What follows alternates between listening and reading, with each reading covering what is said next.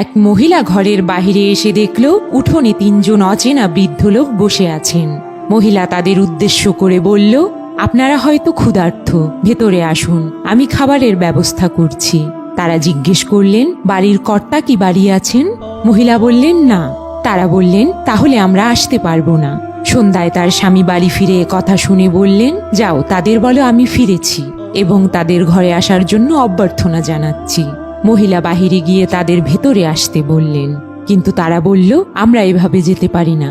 মহিলা জিজ্ঞেস করলেন, কিন্তু কেন? বৃদ্ধ লোকদের মধ্যে একজন বললেন, আমাদের মধ্যে একজনের নাম সম্পদ। আরেকজনের দিকে নির্দেশ করে বললেন, তার নাম সাফল্য এবং আমি ভালোবাসা। এখন আপনি ভেতরে গিয়ে সিদ্ধান্ত নিন, আমাদের কাকে ভেতরে ঢুকতে দিবেন। মহিলা গিয়ে স্বামীকে সব খুলে বলল। তার স্বামী খুশি হয়ে বললেন, আমরা সম্পদকেই ডাকি, তাহলে আমরা ধনী হয়ে যাব। তার স্ত্রী বললেন, না, আমার মনে হয় সাফল্যকে ডাকা উচিত। তাদের মেয়ে ঘরের অন্য প্রান্তে বসে সবটা শুনে বলল, তোমাদের কি মনে হয় না আমাদের ভালোবাসাকেই ডাকা উচিত? তাহলে আমাদের ঘর ভালোবাসায় পূর্ণ হয়ে উঠবে।